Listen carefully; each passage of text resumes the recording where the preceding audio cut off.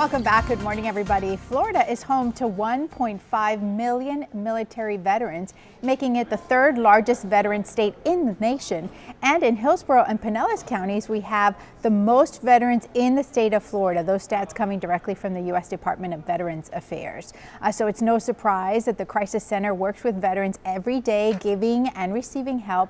Take, for example, Mike Price, the Air Force and Army veteran, served in Egypt, Kosovo, Saudi Arabia, Germany, and Iraq.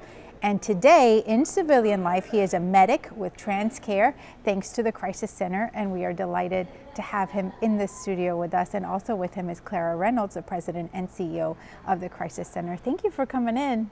Thank you. First of all, thank you on behalf of the entire Morning Show team. Thank you for your service to our country.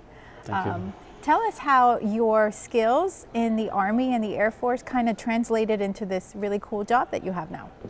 Well, it's very regimented. We train a lot, so when the situations get really, crazy, we go right into our training, and it's A, B, C, and how we do our job, and it really is very methodical. When you first did the interview for this position, the ambulance, the medical transport is run by the Crisis Center of Tampa Bay. Did you see yourself in that role, and what did you think about this?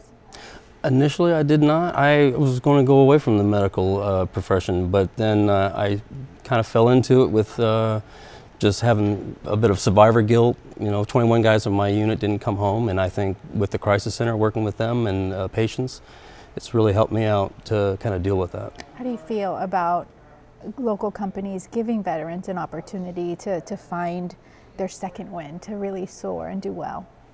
It is great, but there are a lot of veterans out there that are either not finding these resources. They're out there and they're struggling. And I like it with the TransCare 211 that they have an outlet.